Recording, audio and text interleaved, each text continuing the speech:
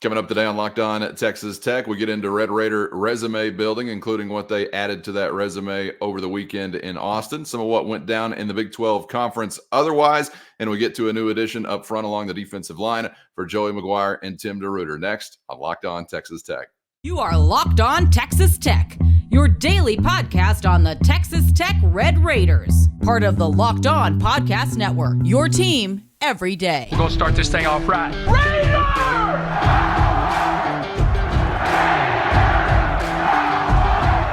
Everything runs through Lubbock.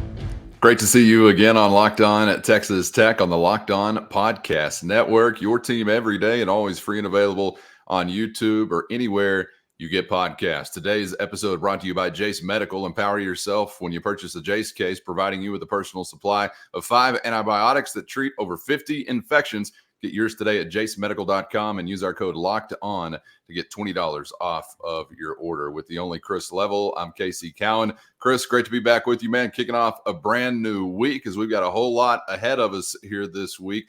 And today we'll be running the gamut. We've got some football news to get to here in just a moment, as you do wind up making an addition up front defensively for Tim DeRuyter and the Red Raiders. But, of course, still digesting what we saw over the weekend in Austin. We'll get to some of what else went down within the Big 12 Conference as everyone begins to build their resume with March on our minds. But we'll start back in Austin, Texas. And I know these things obviously evolve and change from day to day as teams win or lose. But I saw going into the weekend that due to some of the net rankings or, of course, various things you might want to follow within the Big 12 Conference, over 70% of the road games in the league had a chance to be quad one wins for whatever team was taking those. And obviously Texas Tech was in that category there on Saturday night. As I said on our reaction episode yesterday, and hope you check that out if you haven't so far, I hope this is not the best win that Tech is going to have on their resume by the time it's all said and done.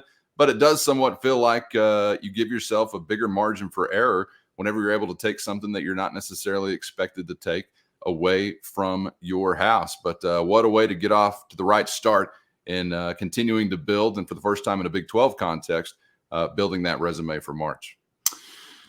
Yeah, this seems to be like a topic that people enjoy and all that, because then you're going to kind of ride the roller coaster a bit throughout the season on kind of rising and falling and kind of where do you fit in. But this is the sport, and the data that we are talking about here is what decides whether you get to play in the big tournament or the 3-letter one or not in one at all. And so some context here. After you beat Texas, your net goes from, I think, 53. Your net ranking goes from 53 in the country to 36. So this was easily your best win of the season. In the Ken Palm, and which is a factor at some level too. I think you moved up to like 26th or 27th in the country, and I think that's the tangible data that you move into. But you're right. Part of the reasons why is because this is your only quad one win of the season. Right now, you're 1-2 in quad one games. You've played 3 of them. But as you mentioned, Cowan, because of the strength of the league, and that's the fun part about being in this league, is that you can take some L's in some of these games, and it doesn't really hurt you mathematically with some of the data, as long as you're able to stack up enough wins. We'll get into what this week has in store for you as we go along here, but you've got 2 home games, and those net rankings of the 2 opponents are far below you in the rankings, so that has some meaning to it too. But and it's good to keep it in perspective, because even though Texas was your best win, regardless of what anybody wants to rank them, that doesn't really matter. It's all about the net and Ken Palm and all those kinds of that's the tangible data that the selection committee looks at. It doesn't matter what you were ranked by the Associated Press or the coaches or whatever. That's fun for TV and to put up there. And if you were ranked really high in one of these polls, we'd be talking about it. But it's really meaningless, because the reason I'm saying that is you still haven't really beaten a team on your schedule yet that would be in the NCAA tournament field. Texas is as close to that as it gets. We've just talked about it being your best win, but I think they would be out of the tournament right now if the tournament field were to be selected today. And we've got 2 months, 2.5 months, if you will, before we get to that point. However, this was a good start, and this is one that pays dividends because it's away from home. Texas is going to win plenty of games. I don't know if they're a tournament team or not. They're a 500 team in this league at worst, just based on how good their guards are. And, they'd only lost, you beating them there in Austin. That's only the second loss they've ever had in that new building. So they're going to win plenty of games there, and you want them to. As painful as that may be, that's a good thing for you if they continue to do that, because it makes that win look that much better for you and factors in and all that stuff. But, yeah, your resume certainly got a nice, polish and shine on that bad boy after the win in Austin. I don't know how you felt about the league schedule whenever you saw it announced for Texas Tech, but I was really intrigued by the opportunity, and clearly even more so now that you're able to pull this off in game one on the road. Probably too early to start talking about like you're playing with house money or whatever, but you are a little bit ahead of the curve because you take one on somebody else's floor. But you got big time opportunity coming up to gather some momentum. You got Oklahoma State coming to your house on Tuesday. You got K-State coming to your house on Saturday. And then look what's ahead. It's a trip to Houston for another one of those most valuable wins of the season kind of context, right? So like you alluded to last week, and I kind of made a joke about it, but we were talking about coming back for game 2 of your Big 12 schedule, and you said the words must win, which is a little frightening to grasp, but certainly that is the reality, because you don't want to waste anything on your home floor, particularly now when you're talking about some of these metrics and the fact that the Cowboys or the Purple Wildcats would have a lower number than what you have. But, man, this is a huge week as you get back to the LBK and back to the USA to host Oklahoma State and K-State before it's down to Houston to take on the Cougars. You don't get many weeks where you get back-to-back home games, especially so whenever you can talk about coming off of a big road win. And you have to take advantage of that. After big road wins, you don't know who's staring you in the face with your next home game. But this is an Oklahoma State team that'll come in here, and they had arguably one of the worst non-conference schedules, but they're still very talented. They're very athletic. They're long. If they make a few more shots, they beat Baylor, who is a lot of people think they're a Final Four contender. But that game goes into overtime, and they just couldn't quite hit the one shot. They had a key turnover at the end. This is going to be far from easy. We'll get a little bit more specifically into setting the table for Tech and Oklahoma State coming up on tomorrow's episode as they're back at it from United Supermarkets Arena. But, yeah, I wanted to get into what was happening in the Big 12 over the weekend. First, today's episode brought to you by FanDuel. And football is close to wrapping up, but there's still time to get in on the action with America's number one sportsbook and the official sportsbook of Locked On. And right now, new customers get $150 in bonus bets guaranteed when you place only a $5 bet. That's $150 in bonus bets, win or lose. So many ways to spice up the action with FanDuel's safe, secure, and easy-to-use app. Are you really even parlaying if you're not visiting FanDuel's Parlay Hub? I doubt it. So get to FanDuel.com/lockedon today. And if you're a new customer, take advantage of $150 in bonus bets guaranteed when you place only a $5 bet with FanDuel at FanDuel.com/lockedon, official partner of the NFL. Yeah, I wanted to get into what was happening in the Big 12 over the weekend. Yeah. You mentioned a couple of these results. Maybe the most entertaining game was happening there in Lawrence as Texas Christian gave the Jayhawks all they could handle, but the Jayhawks survive at the end of the day, 83-81.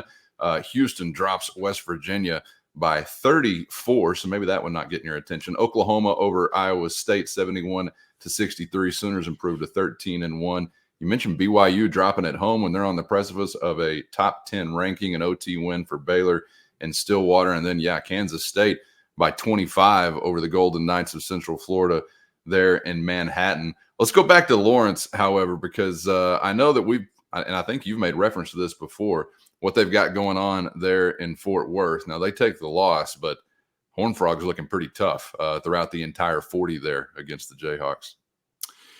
Yeah, they won there last year, and they were right there on the cusp of doing it in back-to-back years. It's just very difficult to win there, and if you don't, the one time that Texas Tech did it, you controlled the game. There were people before they got to sing the rock chalk and all that, which is what they sing at you whenever it's they've got you dead to rights. They but that year you just controlled it. And TCU this was nip and tuck, man. And I'm just telling you, that building has sent many of folk home from the opposing team upset and frustrated and like going, I mean, they call a flagrant, you're up 2, I think they call a flagrant foul on one of your guys getting a rebound, and Hunter Dickinson gets kind of, and Bill self-admitted he sold it well. Yeah, he did, Bill. He sure did. And I just don't know if that's a flagrant foul in most buildings. I think it was a basketball play. I know they're supposed to review, any kind of activity, shoulders above and all that there was some that occurred, but he's trying to get a rebound. He's trying to secure it, be strong with the ball, which is what coaches teach you. And I think they bailed out the Jayhawks again.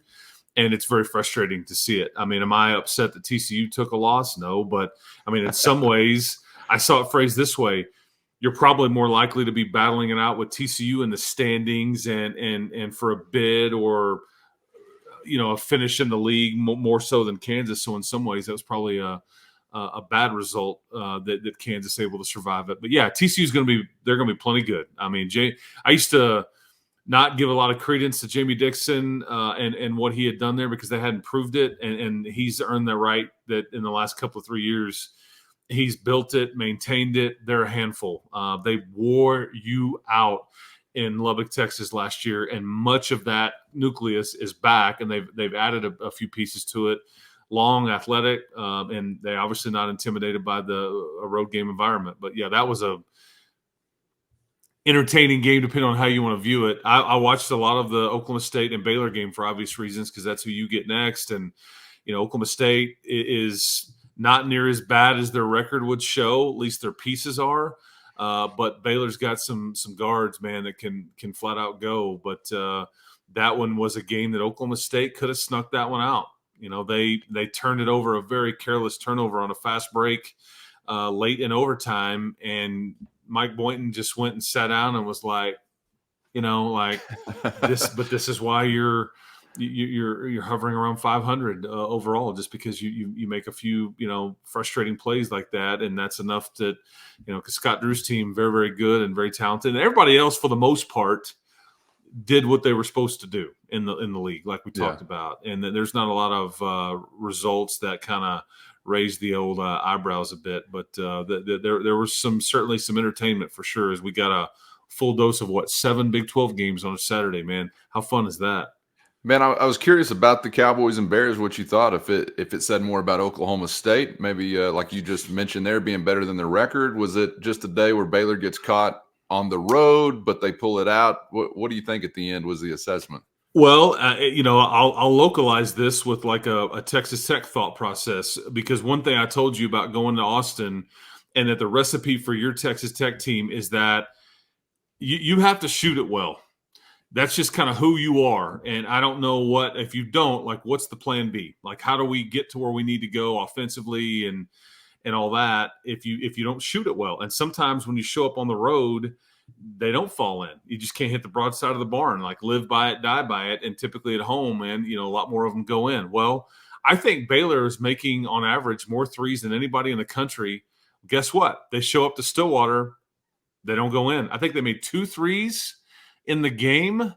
I believe that's right. And I believe they average close to 9 makes per game. So that was just one of those deals, man. Welcome to conference play. It's like, all of a sudden they've all been going in, and then you just show up, and it's, because Oklahoma State is long, they're athletic. I think they defended the perimeter well. You did miss some open looks too if you're Baylor. However, that's the sign of a good team. Baylor had a bit of a plan B, and they had some different ways where they could still score and hang in there. And ultimately, it was their defense in transition that got it done in the end, with a couple of late steals or forced turnovers or however you want to phrase it. But yeah, that's what I thought was kind of fascinating about that game specifically, as you asked me about that, is Baylor shoots the three as well as anybody literally in the country. And then they just show up and they're not going in. They can't get them done. And one of their point guards fouled out late in the game. But Oklahoma State, they're again, it's just not going to be an easy game. Avery Anderson's still there. And they've got some key pieces. They've got the Harrison kid that's a big time recruit. He's about 6'11". He's starting to figure it out, and so it won't be easy come tomorrow night with the Red Raiders and the Pokes. Yeah, I got the Cowboys coming to town. No Big 12 basketball on this Monday night, but some interesting ones coming up elsewhere tomorrow night. Houston's on the road, headed to Ames, Iowa to take on the Cyclones. Hilton obviously can be tough.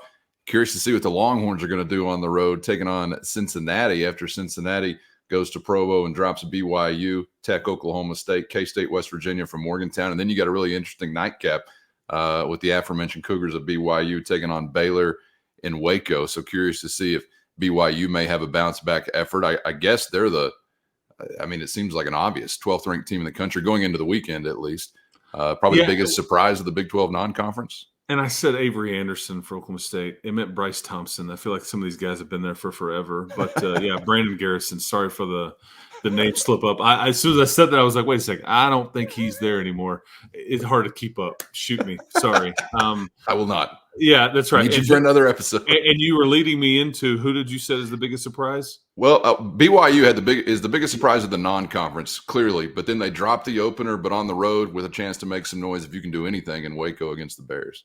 Yeah, I think BYU or Oklahoma have been the biggest surprises in the league for sure. Like with what we've seen to this point, Oklahoma validated their game or their non-conference resume over the weekend. BYU did not. I think a lot of people kind of look at it and go, BYU, okay, maybe the paper tiger. I don't know, but Mark Pope does a good job as the head coach of BYU, and I think they weren't expected to do a lot. They were picked, I think, to finish 11th maybe out of the 14 teams.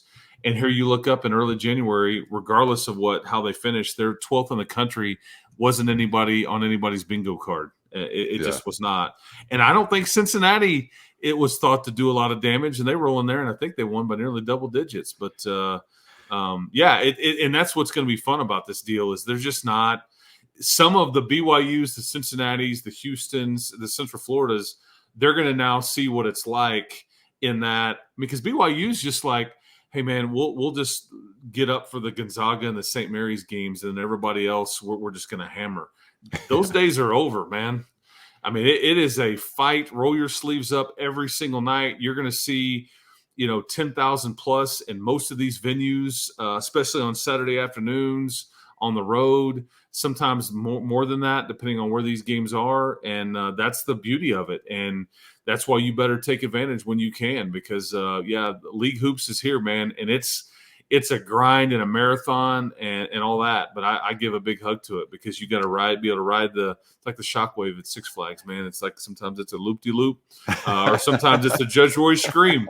It's like that big drop, because you got to go up, but then you got to come down, and then it all evens out, and you hear that clickety clack right there when you're pulling into the old train station there, and they let you out, and you're like, "Ooh, I'm about to grow up," Yeah. Hey, and by the way, Arizona won't enter the chat next year. So. Oh yeah, and Colorado is really good. That's true. Yeah. I think Utah is really good right now. Arizona State not great, but yeah, this is absolutely going to be a much better league next year than it is right now. So, which is scary to think about. Oh yeah, I mean, yeah. I'm really curious. With the 4 additions that are here right now, obviously Houston was going to get the most attention. But you mentioned the Judge Roy scream, which is like a '90s throwback, and it leads perfectly into.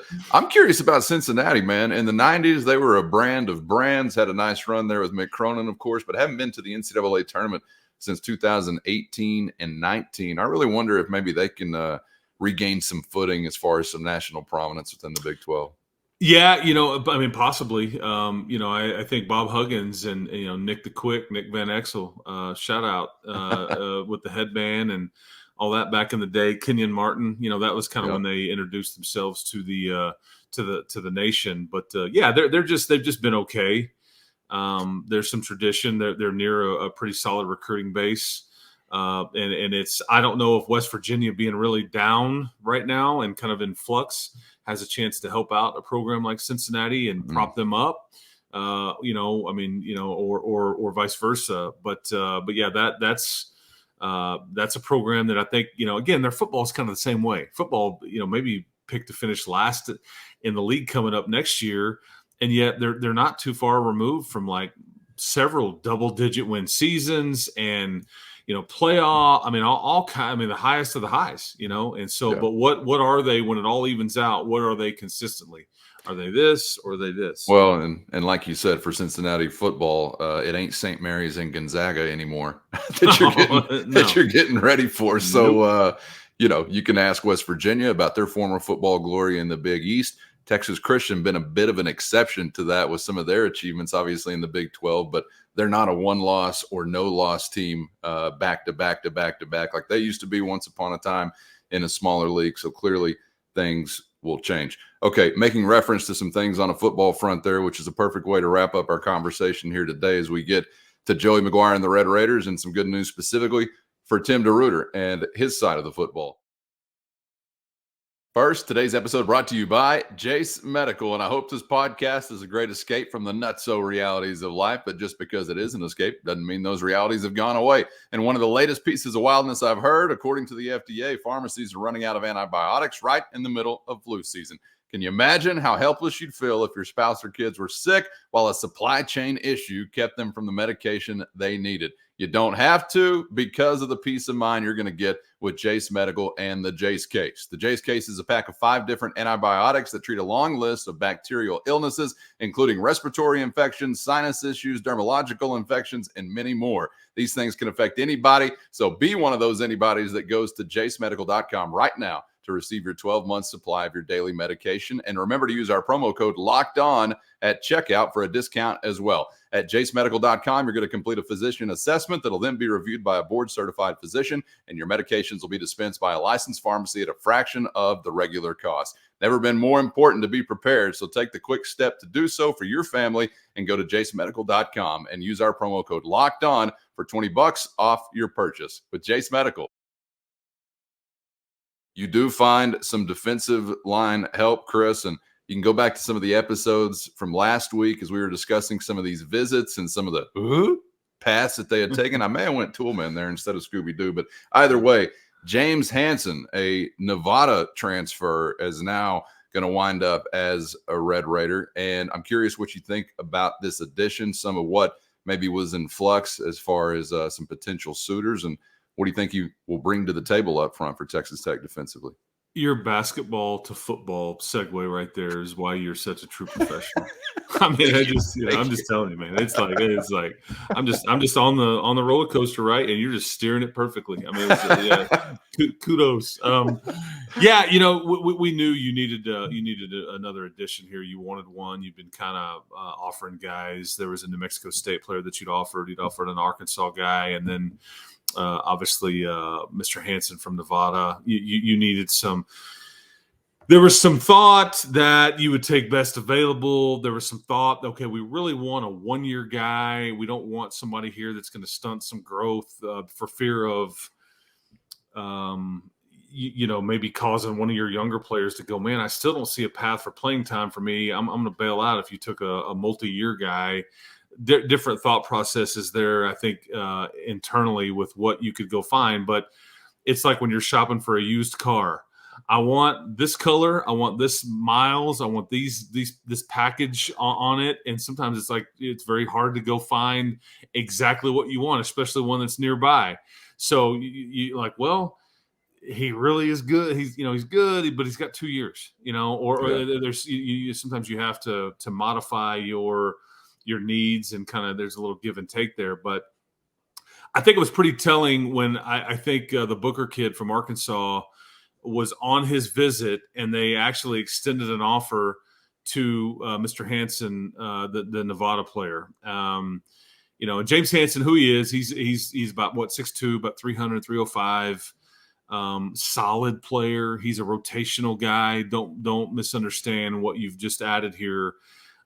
He's potentially a starter, potentially just a depth piece, but I think he's very valuable in that it's another bridge the gap piece. And what typically the way Texas Tech looks at these group of 5 transfers is they will go look and find any film they can find of how they performed against other Power 5 opponents. And I a prime example of that is Davion Carter, the Memphis kid. Excuse me, Davion Carter. Am I right? Yeah. I think it's Memphis. Yeah, that's right. Okay, sorry. The other one was Toledo. Yeah, Toledo and then Middle Tennessee, and I was about to talk myself out of it. Yeah, but Davion Carter, I think his work, for Memphis against Missouri, he played extremely well against a double-digit win team in Missouri, and so I think the film they looked at with over his career at Nevada with Hansen, I think they felt like, okay, he can play here. I think there was probably, I guess the right way to phrase it is it just wasn't a good fit for the Arkansas kid that had visited Baylor, and I think he's maybe going to end up at SMU and all that for various reasons. But so that's why they ended up and landed on Hansen, who is a one-year player, mind you. And again, this is bridge the gap, is what it is. You want to add him to Quincy Ledet.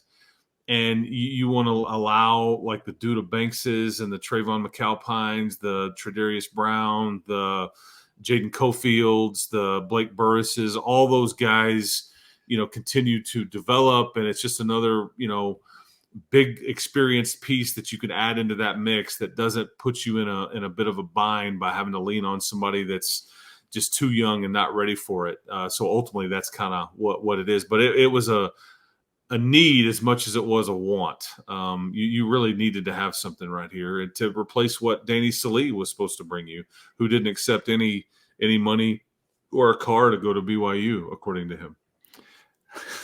You're going to have me explaining some things in the YouTube comments again. That was his words. That was his words. I know, but now people are getting mad at us for repeating his statement. They are? Well, that's a shame. Well, one people. That's plural. One. Okay. One. He's upset. He's keeping track. 3 times is too many. I said, I thought it was only 2. He told me, no, it's 3. I say, thank you for your loyalty and keeping such close watch over the program. 4 times. Make it a 4 spot. Before we get out of here, you've got a Jalen Hutchings and Tony Bradford size hole up front. These are big voids. I mean, these are foundational pieces, guys that have been Red Raiders, it seems like, since like the Reagan administration. They've been here for a long time and valuable parts of the program. So it's like, okay, who next? The conversation begins. I guess you just kind of told us in the way you started it out, but it's Quincy Ledet and company, right? Quincy's the first guy we're going to be talking about, I think, to sort of lead this show.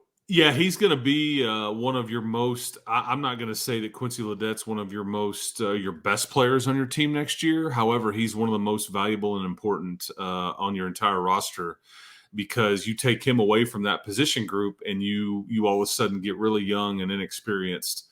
And that's why the addition of Hansen was so big. But it's kind of like, that it's just hard to find quality big people, man. It just is. And there's only so many of them. And you've got bodies. They're just really young.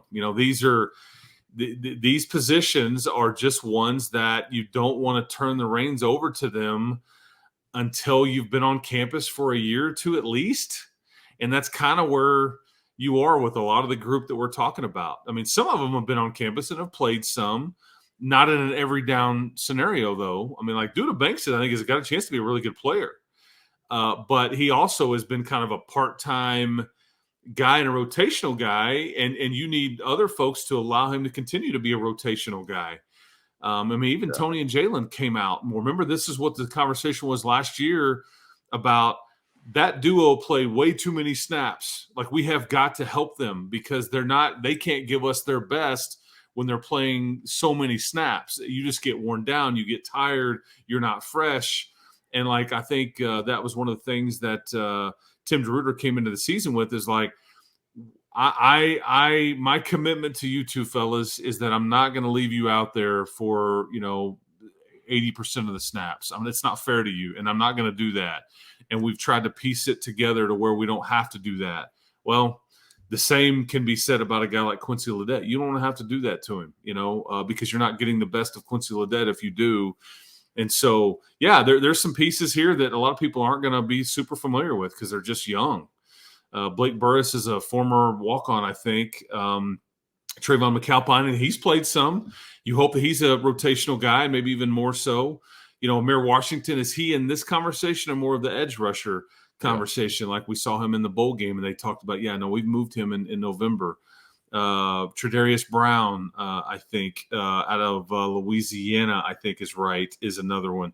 Jaden Cofield is another name. But these are just guys that have been sitting on ice for a bit, and now it's kind of, okay, that ice is melting a little bit, and now it's time to see if they can start to do a few things, and that's what spring football will be for. But you just need another old head, man.